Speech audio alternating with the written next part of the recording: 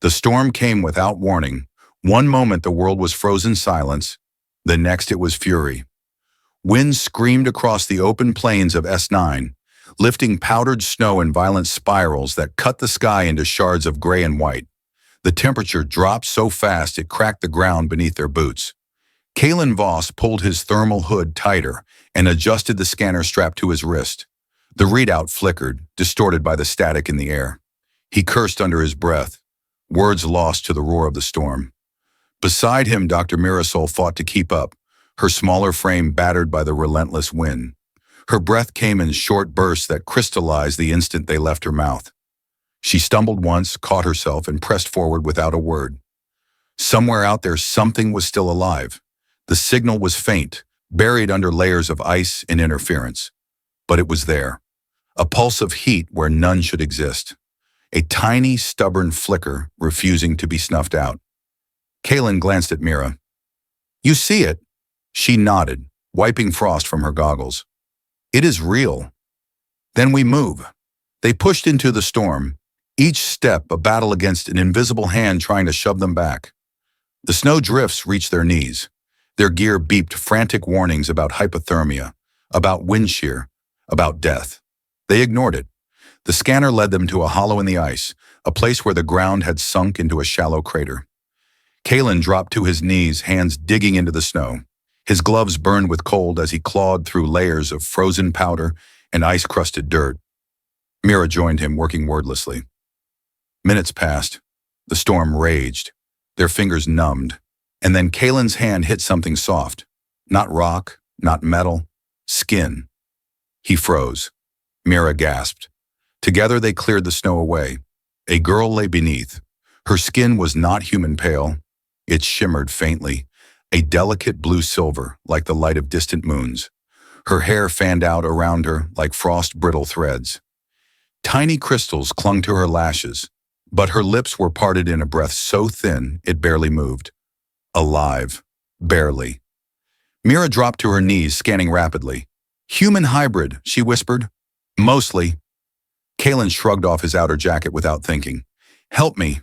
"We cannot move her," Mira protested. "The shock would kill her." "Then we warm her here." Kalen pulled the girl into his arms, cradling her against his chest. The cold bit into him like knives. His breath turned her hair damp where it touched his throat. Mira wrapped her arms around both of them, pressing close. 3 bodies against the storm. One last act of defiance. One stubborn hope. Above them, the storm howled. But somewhere beneath that endless, brutal sky, a pulse steadied. A flicker grew stronger. And the snow, for just a moment, seemed to ease. The cold clung to them like a second skin. Kalen could no longer feel his arms, but he tightened them around the girl anyway, willing heat into her fragile frame.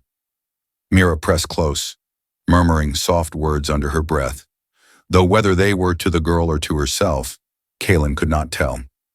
The storm battered the crater above them, relentless. But here in the hollow time slowed.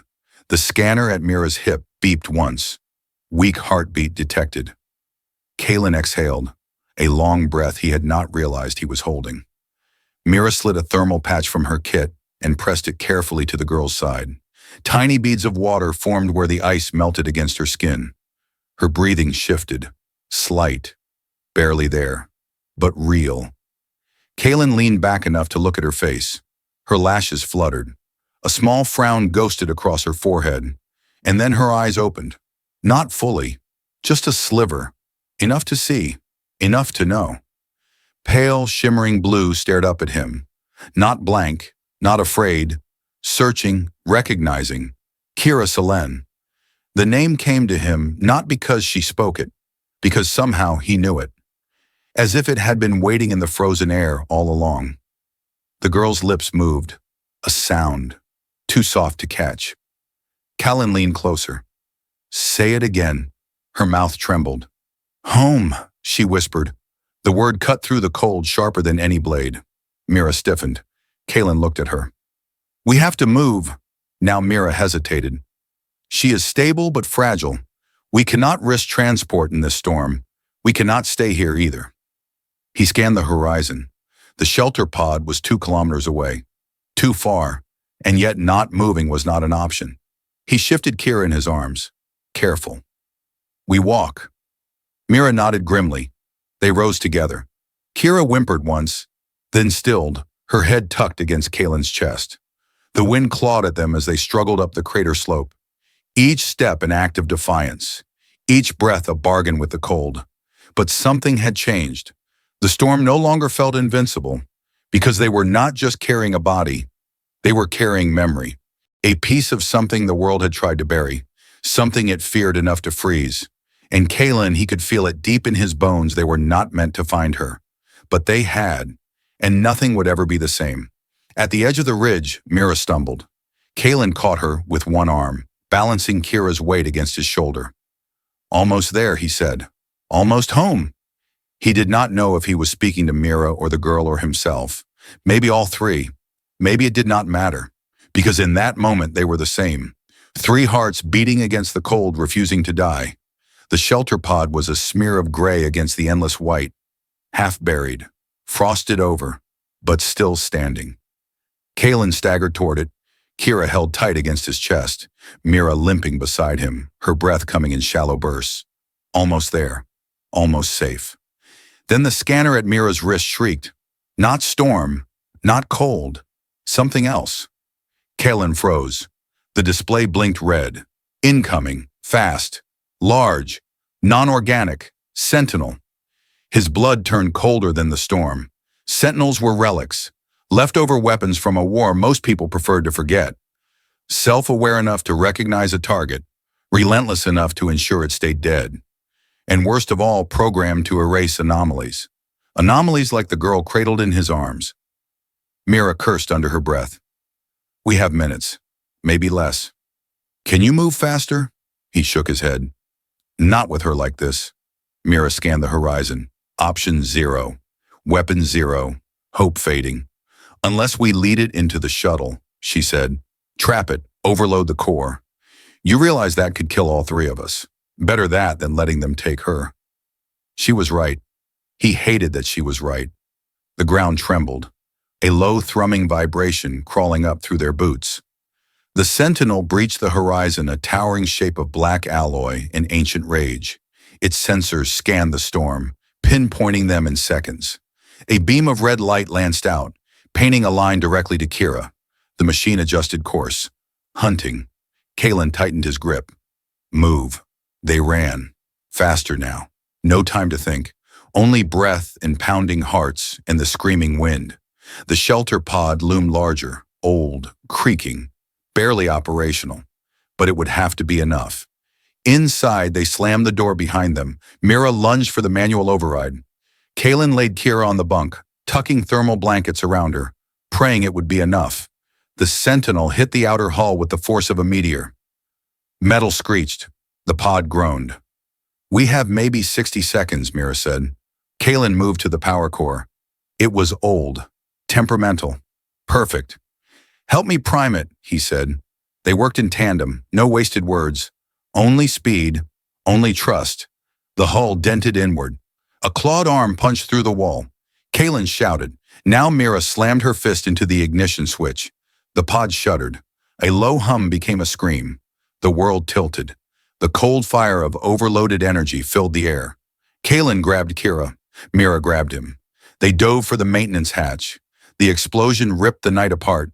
Snow and metal and fire rained down over the plane. The sentinel shattered. Pieces flung wide. Burning. Dead.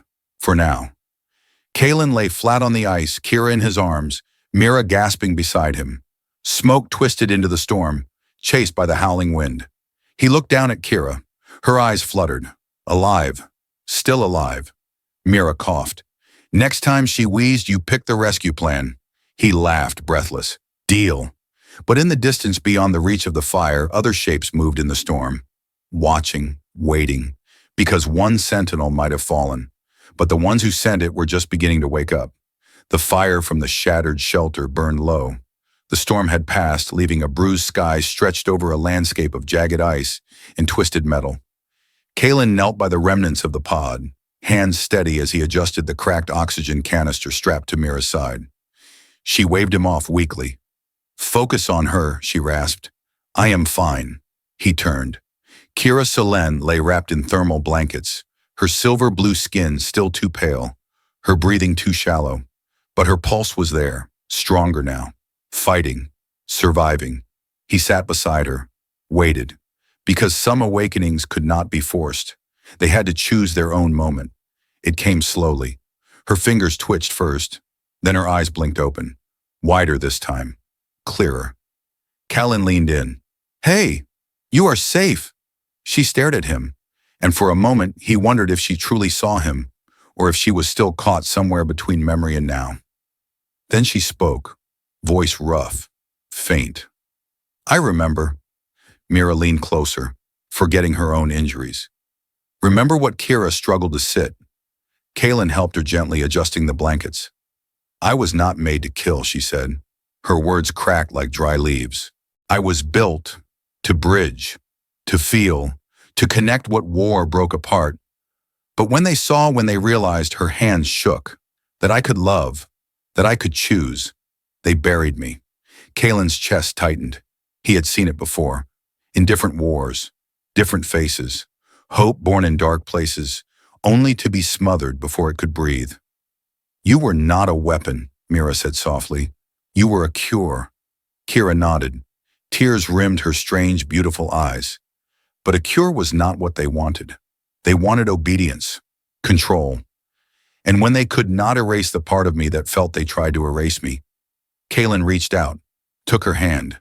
It was cold, delicate, but it closed around his fingers with surprising strength. You are not erased, he said.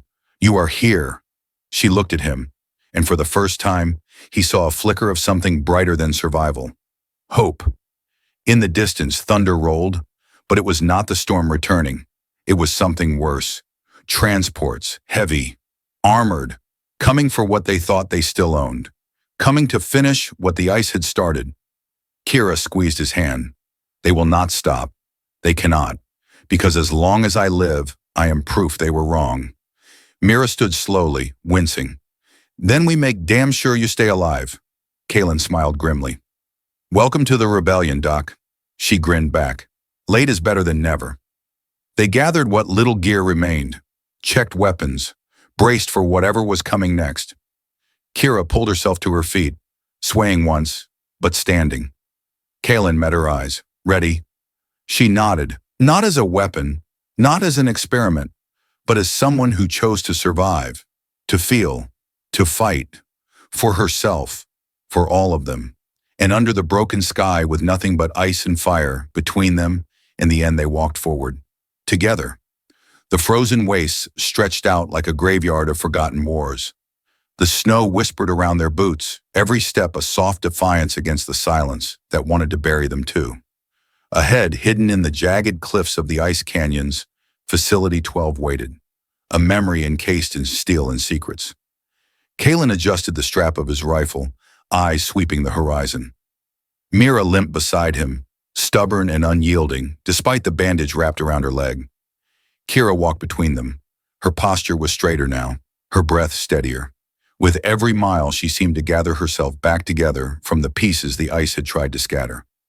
They found the entrance half collapsed under layers of ice, a rusted metal hatch, half buried, blinking a weak red signal. Mira tapped her scanner. This is it. Facility 12. Officially decommissioned. Officially forgotten. Kalen grunted. Officially a lie. He knelt and brushed snow away from the console. Old code. Earthborn. Before the schism. Before the wars. Before humanity decided to erase what it could not understand. Kira stepped forward. Let me. He moved aside. She placed her hand on the pad. The scanner hesitated, then beeped. Green. Accepted. The hatch groaned open. A breath of stale mechanical air rushed out, welcoming them, or warning them, maybe both. Inside the facility was a tomb, dark halls stretched into nothingness, walls coated in frost. Lights flickered weakly, some struggling to life as they walked by. Facility 12 had not been abandoned. It had been locked away, sealed not because it failed, but because it succeeded, and success had terrified them. They moved carefully, Mira reading the schematics from her pad. Kalen covering the rear, senses sharp. Kira leading, drawn by memories she did not fully trust, but could not ignore. Deeper into the belly of the place that had made her, until they found it. The core room, at the center of Facility 12. Massive, silent, a cathedral of forgotten science. And there, floating in the center, was the Unity core, a sphere of shifting light and metal, suspended by magnetic fields, humming with a heartbeat too low for the ear, but loud enough for the soul. Kira stepped closer. Her hands trembled, not from fear, from recognition. She turned to them. "This is why I exist. This is what they wanted to bury." Mira frowned. "What is it?" Kira's voice was almost reverent. "A bridge. A machine designed to unite biologies, to link species without war, to create something better than what we were alone." Kalen stared at the core, and they shut it down because it scared them, because unity would mean the end of control. Kira nodded, tears shone in her eyes. "I was the first attempt, a living prototype, but when they saw I could feel when I chose to love, instead of obey, they froze me, buried me." Kalen stepped forward. "So what happens if you wake it up?" Kira touched the console. The lights brightened, the hum deepened, and outside the sensors at the edge of the facility blinked. Enemies approaching, fast, heavy, hostile. Kira looked at him. "If I activate the core, it will send a pulse across the network. It will wake the others, other projects, other forgotten pieces of what we could have been. It will change everything."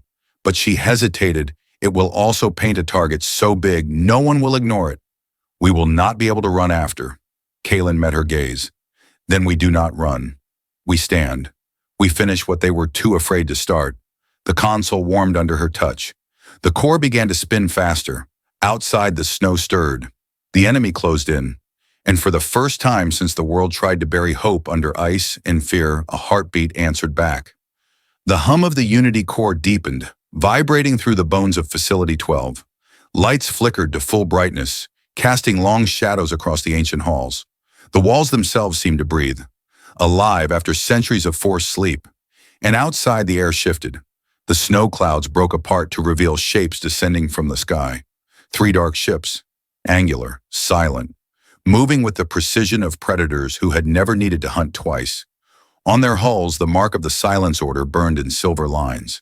No flags, no words, only the promise of erasure. Inside the core chamber, Kalen checked his rifle, every motion tight and efficient. Mira reloaded the last of their grenades. Kira stood before the console, her face lit by the swirling light of the awakening machine. "They are coming," Mira said. Kalen nodded. "They always were."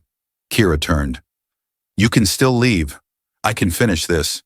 Kalen laughed. It was a dry, cracked sound. "We did not come this far to watch you stand alone." Mira grinned. "Besides, someone has to make sure he does not get himself killed." Kira smiled, a small, real thing, then turned back to the console. The first impact rocked the facility. The ships did not land gently. They crushed. They tore through the upper decks. From the wreckage, the silence order emerged. Figures in black, faces hidden behind golden masks, smooth as mirrors. Each carried pulse blades, weapons meant not for capture, but for cleansing. They moved without sound, without hesitation, without mercy, and they came straight for the core. Kalen braced at the doorway. Mira covered the far side. The first wave hit them hard. Pulse blades screamed through the air. Kalen dropped 2 before they crossed the threshold. Mira tossed a grenade that bounced once, then blossomed into a wall of sound and pressure. The silence warriors staggered, but did not fall. They regrouped, adapted, pressed forward. In the center of it all, Kira worked. Her hands flew across the console, inputting codes not from memory, but from something deeper, from instinct, from a design written into her blood. The Unity core pulsed brighter, louder, calling to something beyond the storm and ruin. Another crash, another surge of enemies. Kalen was running low on ammo. Mira's side bled through her jacket. Still, they fought. Still, they stood.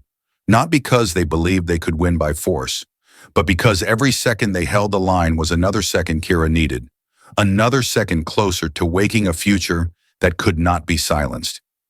A silence officer broke through, taller than the others, faster. It sprinted for Kira, blade raised. Kalen shouted, moved, too far, too slow. Kira turned at the last moment, no fear in her face, only sorrow. She raised one hand, and the air around her shimmered. The officer struck and froze, literally.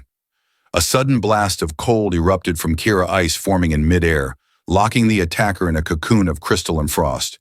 The blade clattered to the floor. The warrior toppled silent and still. Kira gasped, staggering back. Her skin glowed faintly, now pale silver against the brilliant light of the core.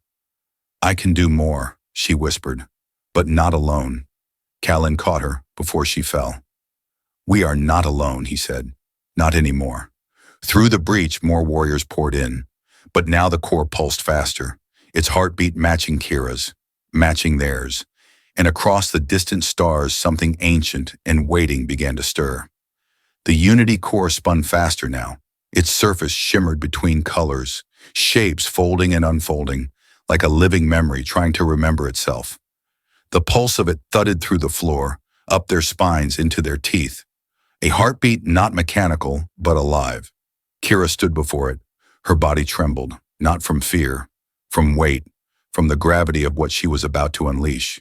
Behind her, Kalen and Mira held the line. The Silence Order warriors closed in, relentless as tides. Their golden masks flashed in the flickering light. Their blades sang songs of erasure. But Kalen and Mira fought like gravity itself, stubborn, unyielding, unbreakable. Kira placed her hands on the console. It recognized her instantly. The core brightened. Streams of data flowed around her fingers like silk spun from stars. She closed her eyes, and the memories crashed into her. She saw the birth of the Unity Project, a dream to end wars without slaughter, to bond species across DNA and mind, to forge understanding where distrust had always grown. She saw the fear that followed, the first accidents, the first failures, the decision to bury it all. And then she saw herself, not as a mistake, not as a weapon, but as the first successful link, a living bridge. Tears slid down her cheeks. "They built me to heal," she whispered, "and then they tried to kill me for it." "Not this time," Kalen said, voice rough and certain behind her. "Not while we stand." Mira's voice joined his. "Finish it. We have you." Kira pressed deeper into the console. The Unity core responded. It unfolded, expanded.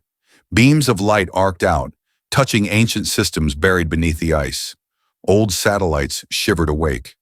Relay towers, long forgotten, blinked back to life. Signals spread like wildfire across the dead sky. Not messages of war, not demands for surrender. Messages of memory, of what they once dreamed, and what they could be again. The Silence Order screamed in rage, but it was too late. The core bloomed fully open, and Kira linked to it became something more. Not a weapon, not a tool, a voice, a light, a bridge. Across the stars, other facilities stirred, other forgotten projects, other buried hopes, waking, stretching, remembering. Kira staggered back from the console. Her body was fading at the edges, turning into light, into signal, into memory given form. Kalen caught her, felt her weight lessen in his arms, felt her smile against his chest. "It is working," she whispered. "You will not be alone anymore." Mira dropped beside them, hands pressed to the floor, breathless. The silence broke. Not with battle, not with screams, with connection. Outside, in the coal black of the galaxy, lights flickered on. Lost colonies, broken stations, forgotten places, all answering back, all choosing to remember. Kalen held her closer. "Stay with us." She shook her head. "I am staying, just not the way you expect." Her form glowed brighter, her eyes the color of the first sunrise. She touched his face. "Thank you for seeing me. Thank you for standing." Then she was gone. Not gone. Changed. Everywhere. Every heartbeat answering hers. The Unity core pulsed one last time, and settled, at peace. The silence order fled, not from fear, from irrelevance, because in the face of memory of hope they had no power left to hold. Kalen and Mira sat together in the broken light, breathing, grieving, smiling, not victorious, not defeated, changed, forever. The world had not ended. It had changed, and somewhere in the frozen plains of S9, under a sky no longer weighed down by silence, Kalen Voss stood beside Mira Sol, watching a new dawn bleed gold across the jagged horizon. The Unity core pulsed deep beneath their feet, not with orders, not with chains, but with memory, with connection, with life. In the months that followed, the signals Kira had awakened spread across the galaxy. Stations once abandoned flickered back online. Colonies long thought dead responded to calls they had forgotten how to hear. Species who had warred for generations paused and remembered that they had once dreamed together. No government claimed credit, no army forced compliance. It grew the way real things do, quietly, patiently, irrevocably. On Novale, a new city rose, built not by conquest, not by mandate, but by hands willing to work side by side. Human, hybrid, alien, all different, all stubborn, all choosing to belong without losing themselves. In the center of the new square they placed a statue, not towering, not gilded, just a simple figure half human, half alien, standing with arms outstretched, offering nothing, asking nothing, just being. The plaque beneath it bore no titles, only words. She chose to feel. And because of that, we are still here. Kalen visited the statue sometimes, not every day, not because he needed to, because sometimes it helped to remember. He would sit on the edge of the fountain, feel the sunlight on his face, and know some choices echo farther than any weapon. Mira would join him. They would sit in companionable silence. No crowns, no flags. Just two people who had once walked through a storm and chose to carry its memory forward. At night when the stars whispered against the dark, Kalen would close his eyes and listen. In the wind, in the pulse of the core, in the laughter of children born without fear.